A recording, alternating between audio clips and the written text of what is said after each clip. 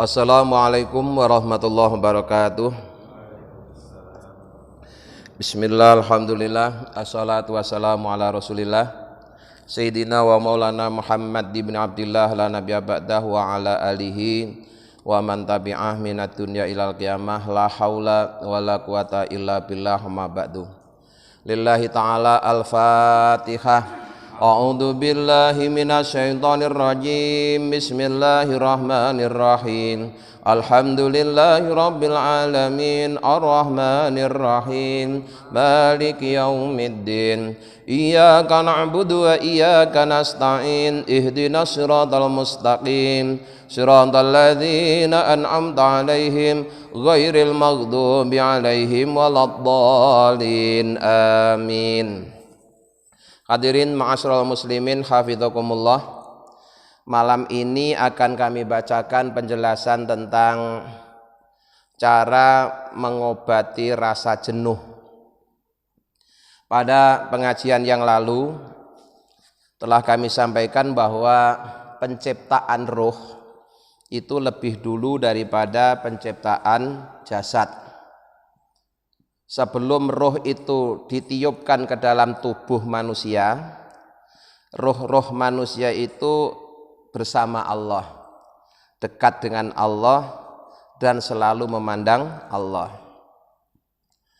Lalu ketika Allah telah menciptakan tubuh, kemudian roh tadi berpisah dengan Allah karena oleh Allah ditiupkan ke dalam tubuh manusia.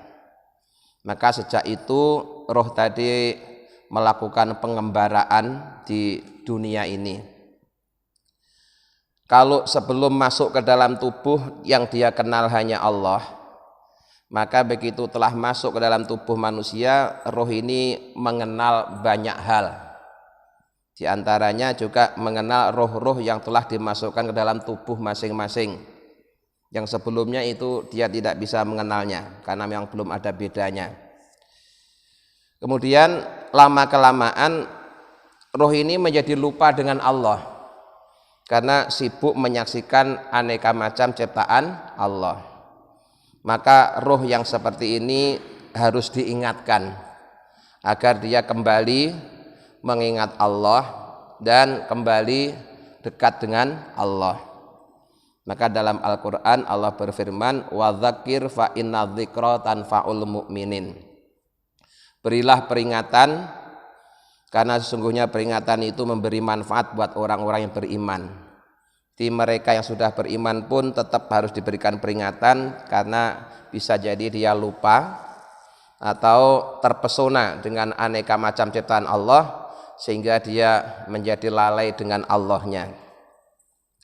Ketika roh ini telah sadar, maka dia kembali sangat merindukan Allah. Di roh yang sudah kembali ingat kepada Allah, tetapi roh tadi masih ada di tubuh manusia, roh itu sesungguhnya sangat rindu, ingin kembali memandang Allah, ingin kembali berdekatan dengan Allah. Namun dia masih terhalang oleh tubuh, dia masih terkurung di dalam tubuh. Nah, Allah sangat tahu bahwa roh yang ada dalam tubuh manusia ini sebenarnya dia sangat merindukan Allah. Dia tidak sabar ingin kembali memandang Allah. Tetapi mereka tidak bisa memandangnya secara langsung karena masih terikat oleh jasad. Lalu bagaimana solusinya? Agar walaupun roh ini masih dalam tubuh manusia tapi dia kembali bisa memandang Allah. Di dalam kitab Al-Hikam dikatakan Allah sangat tahu bahwa kalian orang-orang yang beriman itu tidak sabar untuk bisa kembali memandang Allah. Tetapi karena kalian masih terikat oleh jasad, kalian tidak bisa melihat Allah secara langsung, maka kalian cukup memandang apa-apa yang berasal dari Allah. Cukup memandang apa-apa yang berasal dari Allah. Nah, semuanya ini kalau kita renungkan asalnya adalah dari Allah. Alam semesta ini asalnya dari Allah, karena memang Allah lah yang menciptakan alam semesta. Maka ketika seorang tidak mampu memandang Allah secara langsung, hendaklah dia memandang ciptaan Allah dalam bentuk alam semesta. Ketika mata lahir kita melihat alam semesta, hendaknya mata hati kita menyaksikan yang menciptakannya, yaitu Allah. Nah, kemudian sudah dikasih solusi seperti itu, ternyata tidak semua orang mampu untuk bisa melakukannya. Ada sebagian hamba Allah yang mereka ketika disuruh memandang Allah dalam ciptaannya itu tidak mampu, tidak bisa. Lalu gimana? Maka orang yang seperti ini kemudian oleh Allah disibukkan untuk berkhidmah kepada Allah. Dah, kalau kamu tidak bisa memandang Allah dalam ciptaannya, maka hendaklah kamu selalu beribadah kepada Allah. Ya, beribadah kepada Allah, melaksanakan perintah-perintahnya Allah dan menjauhi larangan-larangannya. Akhirnya roh tadi sibuk berkhidmah, beribadah kepada Allah dengan melakukan satu jenis ketaatan. Mula-mulanya dia semangat, ya, mula-mulanya dia semangat karena dengan berkhidmah itu paling tidak kerinduannya terhadap Allah itu sudah sedikit terobati. Lama-lama karena dia hanya melakukan satu jenis ketaatan, akhirnya bosan juga, ya, akhirnya bosan juga. Begitu Allah tahu bahwa ternyata roh ini kalau hanya disuruh sibuk melaksanakan satu aktivitas dia bosan, maka oleh Allah kemudian diciptakanlah aneka macam jenis ketaatan. Ya, jadi pada mulanya dia hanya melaksanakan satu aktivitas, itu rutin dilakukan, kemudian lama-lama jadi bosan. Nah, supaya dia tidak bosan, kemudian oleh Allah diberikan aneka macam jenis ketaatan supaya dia bisa pindah-pindah, tapi pindahnya itu masih tetap dalam koridor ketaatan. Contohnya apa? Contohnya misalnya tadinya orang itu sholat, ya, dengan sholat itu rohnya bisa memandang Allah, dengan sholat itu dia telah mi'raj, ya, ketemu dengan Allah. Terus dia sibuk sholat, lama-lama dia juga bosan sholat itu atau capek. Akhirnya bagaimana supaya dia tetap taat kepada Allah sementara dia sudah bosan sholat? Akhirnya oleh Allah, yaudah kalau kamu bosan sholat kamu bisa pindah dengan cara berzikir. Ya. Makanya yang kita praktekkan selama ini, setelah sholat kemudian kita berzikir. Nah, zikir pada mulanya nikmat, nanti lama-lama juga bosan juga, ya, jenuh juga. Akhirnya pindah lagi, disuruh membaca Al-Quran, gitu. Jadi dari sholat pindah ke zikir, dari zikir pindah ke baca Quran. Tuh nanti habis baca Quran mungkin juga jenuh lagi, pindah lagi ke amal soleh yang lain, ya, bisa bentuk amal soleh yang terkait dengan hubungan antar sama manusia, ya. Tidak hanya amal soleh yang terkait dengan hubungan dengan Allah, tapi juga amal soleh yang terkait dengan hubungannya terhadap sama manusia. Maka kemudian di dalam ajaran Islam itu banyak sekali jenis amal soleh. Itu supaya apa?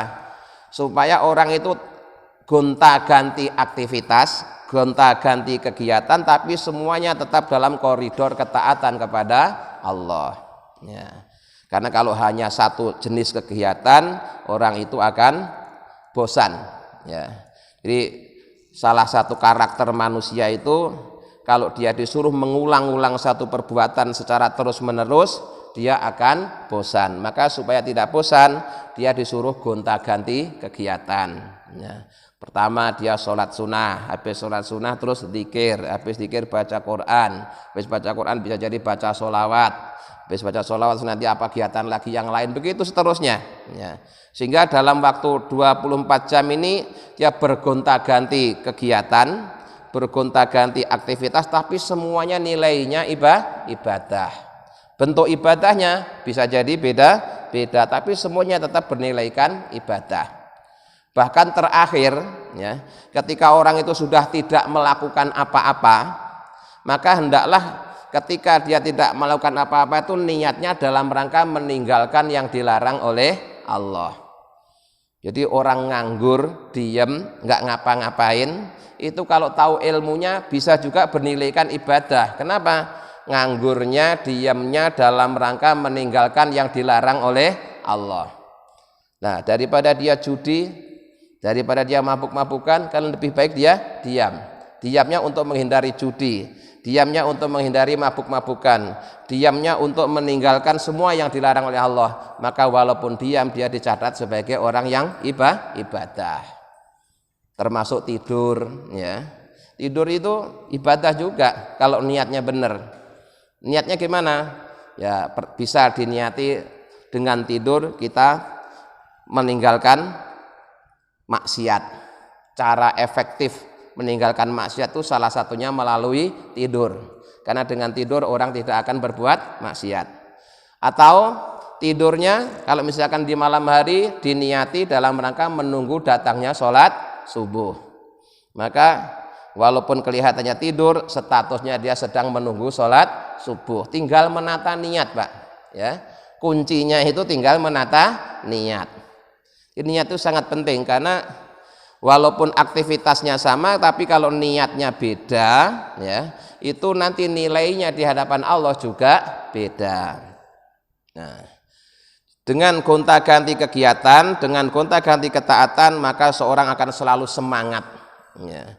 Di istirahat dalam kajian ilmu tasawuf itu adalah pindah dari satu ketaatan ke ketaatan yang lain, itu namanya istirahat. Karena setiap orang itu ganti kegiatan dia akan semangat. Nah, ibadah yang nilainya agung di sisi Allah itu adalah ibadah yang dilakukan dengan penuh semangat, dengan senang hati. Ya. Walaupun bapak sholatnya hanya 2 rakaat, tapi dalam 2 rakaat itu bapak merasa senang, ya, senang, syukur kepada Allah telah diberikan kemampuan untuk sholat, diberikan kesempatan untuk menghadapnya, bapak bersyukur, senang, gembira. Itu nilainya jauh lebih agung dibanding mungkin bapak sholatnya 100 rakaat tapi sambil ngedumel, merasa terbebani, merasa berat. Nah, maka mari kita belajar menikmati ibadah, ya, belajar nikmati ibadah. Di fal ibadatu ma'an nasati walau qalat a'dhamu minal ibadati ma'al kasli wa in kasurat. Ibadah yang dilakukan dengan penuh semangat, dengan senang hati, ya, dengan rasa syukur, itu lebih agung nilainya walaupun ibadah tadi cuma sedikit dibanding dengan ibadah yang banyak tapi disertai rasa malas yang dipaksakan, ya. Makanya mari ibadah kita yang rata-rata cuma sedikit ini harus diupayakan bisa dinikmati, ya. Merasa senang, merasa senang. Nah, kemudian wa min tawa'il milali wujudun sarhi wa huwal khirsu. Salah satu yang menyebabkan seseorang itu bosan atau jenuh adalah terlalu bersemangat, semangat yang menggebu-gebu. Ya. Wa mujibuhu wal itlaqu fil amali. Kemudian amalnya tadi itu tidak dibatasi oleh waktu. Itu juga menjadikan seseorang menjadi bosan. Contoh yang sangat nyata itu gini, Pak. Kalau kita memasuki bulan Ramadan, ya, di awal-awal Ramadan, rata-rata kita semua ini semangatnya luar biasa, menggebu-gebu, ya. Datangnya ke masjid juga lebih awal, tidak hanya sholat Isya dan tarawih, tapi juga ibadah-ibadah yang lain dikerjakan semua, ya. Malamnya ditambah lagi tahajud, pokoknya semualah kebaikan-kebaikan di awal Ramadan itu dikerjakan semua. Tapi yang sering terjadi hal seperti itu tidak berlangsung lama, ya, tidak berlangsung lama. Paling 3 hari, 4 hari gitu sudah mulai kendor, ya. Seminggu udah mulai lemah. Itu berarti sudah mulai ada rasa jenuh. Mengapa kok jenuh? Karena di awal kita terlalu bersemangat, ya, sehingga tenaganya habis di awal-awal. Maka dulu pernah saya sampaikan ibaratnya lomba lari, Pak. Ya. Kalau di bulan Ramadan itu tidak lari 100 meter, tapi lari maraton yang barangkali ribuan meter. Ya. Maka energinya jangan dihabiskan di putaran pertama. Ya kalau cuma 100 meter begitu peluit berbunyi ya langsung tancap sekenceng-kencengnya. Kenapa? Hanya 100 meter. Nah, ini ribuan meter. Ya. Kalau langsung ngebut nanti baru dapat berapa gitu sudah habis tenaganya. Makanya harus dihemat. Nah, maka kalau kita perhatikan ya dalam lari maraton itu yang menang itu yang santai, ya, yang stabil lah pokoknya ya. Dia tidak terlalu kenceng, ya. Tapi stabil itu justru malah nanti makin akhir itu makin cepat, makin cepat itu akhirnya menjadi pemenang. Nah, dalam ibadah juga begitu, ya. Dalam ibadah juga begitu. Biasanya yang bisa istiqomah itu yang stabil tadi itu, ya. Yang semangatnya menggebu-gebu, meledak-ledak itu biasanya nggak lama, sebentar aja akan ambruk. Nah, itu sering terjadi seperti itu. Nah, maka mari kita pandai-pandai mengatur strategi, ya, mempertimbangkan kemampuan, ya. Jadi ibadah itu jangan kemudian dipaksakan sampai menjadikan kita bosan. Itu jangan. Ya, harus bisa dinikmati. Caranya gimana? Ya, salah satunya bisa gonta-ganti aktivitas, terus dibatasin waktu, ya, supaya tidak jenuh. Fadzalika quyitat ta'atu bi ayanil auqati. Maka dari itu dalam syariat Islam itu ada jenis ibadah-ibadah yang dibatasi waktu. Ada ibadah-ibadah yang pelaksanaannya sudah ditentukan waktunya. Contohnya apa? Sholat 5 waktu. Nah, sholat 5 waktu itu waktunya sudah ditentukan, ya. Kapan kita sholat maghrib, sholat isya, sholat subuh, zuhur, asar, itu semuanya sudah ada waktunya sendiri-sendiri. Bahkan ada waktu-waktu tertentu kita tidak boleh sholat. Nah, ada waktu tertentu kita tidak boleh sholat. Waktu yang kita tidak boleh sholat itu kalau dirinci itu ada 5, Pak. Ya.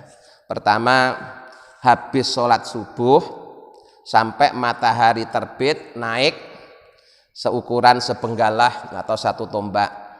Jadi walaupun misalkan sekarang ini kita jam 4:30 atau jam 5 kurang seperempat sudah sholat subuh, kemudian masih banyak waktu luang, jangan kemudian dilakukan untuk sholat sunnah karena dilarang. Kita bisa amal soleh dengan yang lainnya, mungkin dengan zikir, dengan baca Quran, sampai datangnya waktu isyraq. Nanti kalau sudah waktu isyraq nunggu sebentar terus sholat syuruk. Nah, tahu kemudian nanti bisa ditambah lagi dengan sholat duha. Yang kedua, yang waktu kita dilarang untuk sholat itu adalah sesudah sholat asar. Ya. Jadi kita sholat asar, misalkan hari ini kan 3:30 ya, kita sholat asar. Terus jaraknya dengan maghrib kan masih panjang. Tapi kalau kita sudah sholat asar, kita dilarang sholat sunnah. Kalau mau sholat sunnah lakukan sebelum asar. Terus nanti apa aktivitas kita habis sholat asar? Ya bisa diisi dengan ibadah-ibadah yang lain. Yang penting bukan sholat. Kemudian yang ketiga, waktu yang kita dilarang untuk sholat adalah saat matahari lurus di atas kepala. Istilahnya waktu istiwa. Tapi larangan ini tidak berlaku kalau di hari Jumat. Jadi kalau di hari Jumat itu walaupun matahari masih lurus di atas kepala kita boleh sholat sunnah. Kemudian ya, yang keempat, ya, ketika matahari baru terbit, di matahari baru muncul itu juga waktu yang dilarang untuk sholat. Jadi kalau mau sholat isyraq atau mau sholat duha, nunggu kalau matahari udah agak naik sedikit. Ya, gampangan yang ngomong itu kalau dilihat dari jarak jauh itu kayaknya udah naik 1 tombak gitu ya, bukan baru muncul langsung sholat. Kemudian yang kelima, ketika matahari telah menguning, nanti menjelang terbenam, itu juga tidak boleh untuk sholat sunnah. Jadi sholat ibadah yang paling utama saja itu masih dibatasin waktu, ya. Kemudian ada waktu-waktu yang kita dilarang untuk sholat. Supaya apa? Supaya kita tidak jenuh tadi itu. Ya. Karena kalau orang itu terlalu semangat, nanti juga ada bahayanya. Di bawah ada penjelasannya. Kama abana dzalika biqaulih, yang demikian ini sebagaimana dijelaskan oleh Syekh Ibnu Athaillah tentang batasan-batasan waktu. Wa alima, dan Allah tahu ma sesuatu fika yang ada pada dirimu, min wujudi sarhi, yaitu adanya terlalu menggebu-gebu. Fahajaroha, maka Allah membatasinya, mengeremnya, menjalani ketaatan alaika kepada kalian fi ba'dil auqati, pada sebagian beberapa waktu. Karena ada sebagian orang yang kalau ibadah itu sangat semangat, sangat menggebu-gebu, tidak tahu waktu, maka kemudian oleh Allah dibikin aturan, ada waktu-waktu tertentu yang kita tidak boleh menjalani ibadah sholat, tapi kita boleh menjalani ibadah yang lainnya. Asarhu, yang disebut dengan menggebu-gebu itu adalah khifatun fin nafsi, terasa ringan dalam diri kita. Tujibul musara'ata lil amali, yang mendorong kita untuk beramal. Wal isra'u fihi, dan bersegera. Ya. Jadi semangat yang tinggi, menggebu-gebu, meledak-ledak. Terus dia ingin segera melaksanakannya dengan cepat-cepat. Tapi yang demikian ini ada bahayanya. Wayan taju afatun salasan, orang yang terlalu semangat dalam ibadah itu jika tidak waspada, ada 3 bahaya yang mengancamnya, ya.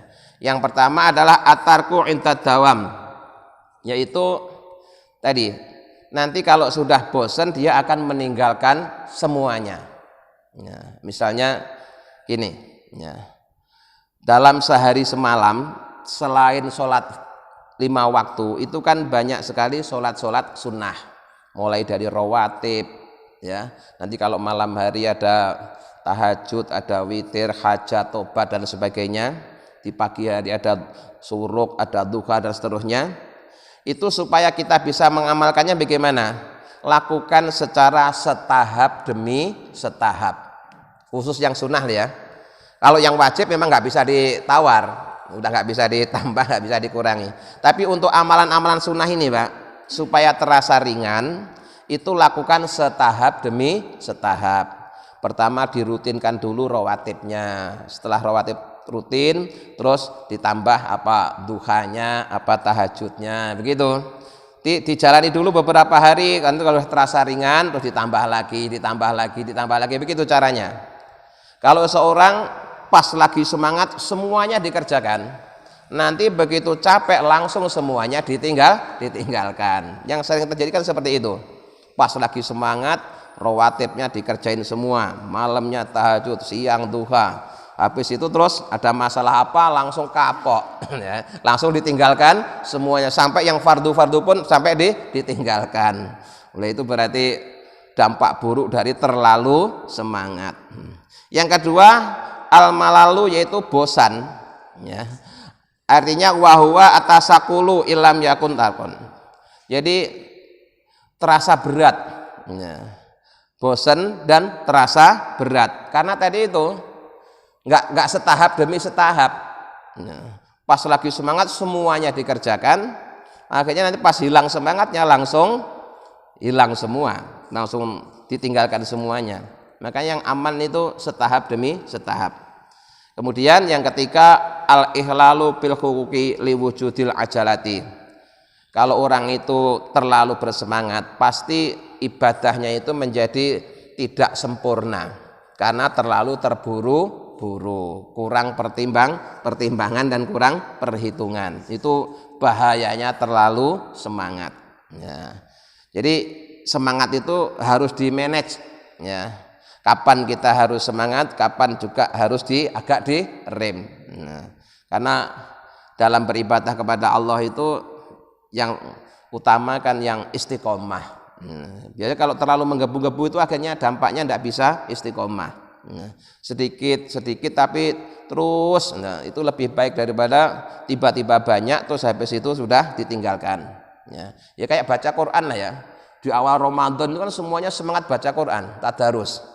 Tapi terus nanti kuat berapa hari, habis itu terus ditinggalkan. Apalagi nanti begitu Ramadannya selesai, tadarusnya juga selesai. Wah, ini Al-Qur'annya dibuka Ramadan tahun depan. Sering terjadi kan seperti itu. Itu karena tidak di-manage tadi, tidak ditata. Nah, kemudian wal hajaru bil waqti min fihi fawaidu salasin. Sementara pembatasan waktu itu juga ada tiga manfaat. Pertama, untuk mengendalikan semangat. Karena kalau tidak dikendalikan, orang yang terlalu semangat itu gampang dimasukin nafsu. Di semangat itu kalau tidak diwaspadai, bisa dimasukin nafsu. Ternyata semangatnya selama ini itu ditumpangin oleh keinginan nafsu. Makanya harus diwaspadai. Karena yang namanya nafsu itu tidak hanya menghalangi orang ibadah, terkadang nafsu itu juga mendorong orang untuk ibadah. Setelah dia semangat ibadah, terus tujuannya ibadah itu sama nafsu dibelokkan. Mestinya hanya karena Allah menjadi karena yang lainnya. Itu jebakan nafsu itu seperti itu. Yang kedua, nafyu taswifi, yaitu supaya orang itu tidak menunda-nunda. Jadi Allah bikin aturan bahwa waktu subuh itu ada batas akhirnya, waktu maghrib ada batas akhirnya, supaya tidak ditunda-tunda. Karena kalau tidak dibatasi nanti bisa jadi terus ditunda-tunda, akhirnya waktunya udah lewat, sholatnya belum ditunaikan.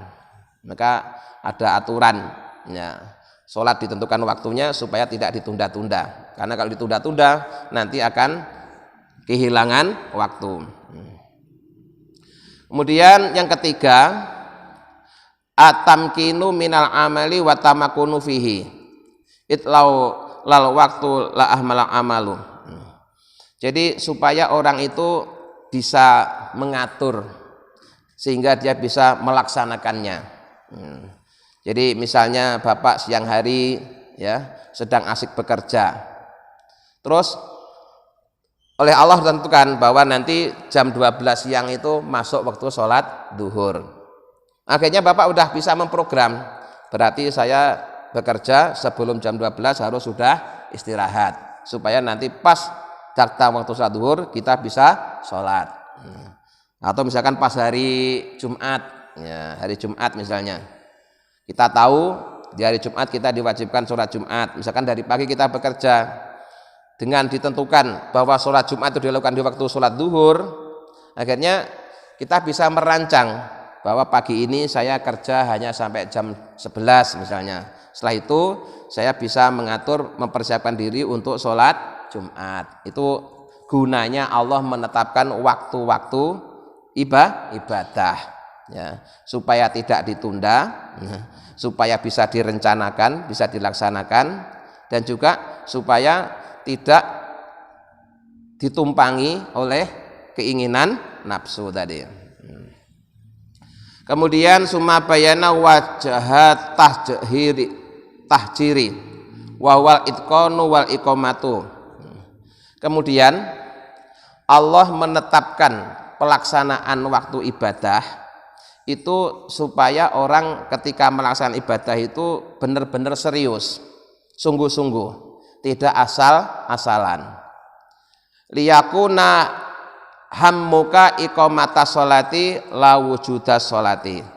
Misalnya orang sholat, kenapa Allah menetapkan waktunya sholat, kapan mulai masuk, kemudian kapan berakhir, supaya orang itu benar-benar mengerjakan sholat, mendirikan sholat, bukan sekedar sholat. Di dalam Al-Quran, perintah sholat itu selalu menggunakan kalimat akimu.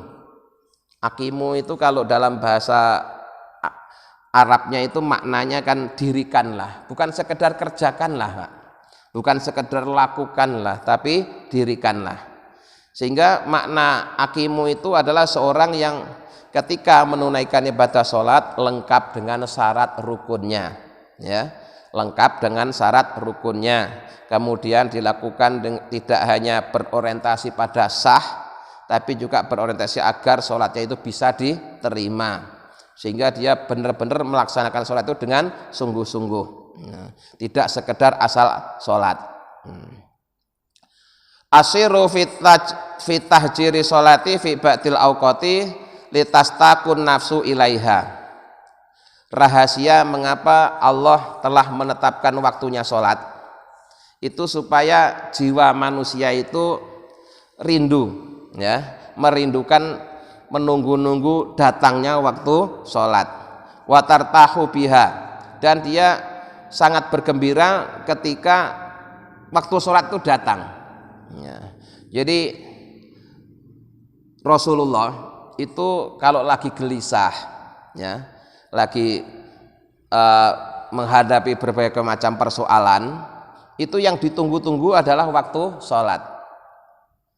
Karena begitu datang waktu sholat, ada kesempatan untuk menghadap Allah, untuk menyampaikan segala persoalan yang dihadapinya, untuk mohon solusi dari masalah yang sedang menghimpitnya.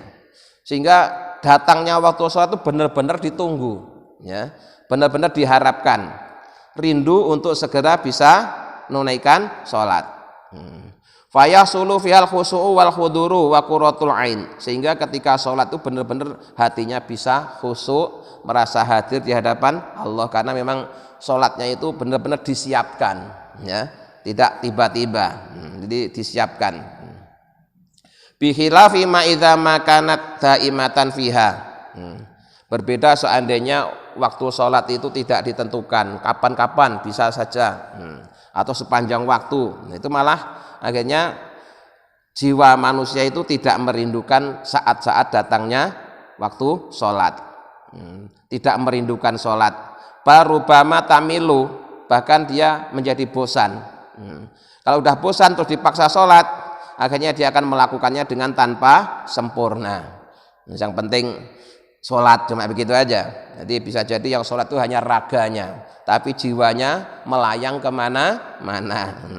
Padahal wal maksudu minka harokatu kolbika, yang dituju darimu itu adalah gerakan hatimu itu loh. La harokata jismika, bukan gerakan tubuhmu. Nah, jadi sholat itu ada dua macam, ya. Ada istilahnya sholat syariat, ada istilah sholat thoriqah.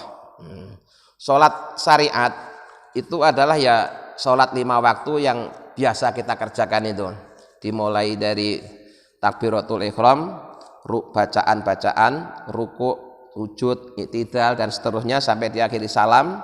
Itu semuanya adalah sholat syariat, sholat 5 waktu yang pelaksanaannya sudah dibatasi dengan waktu.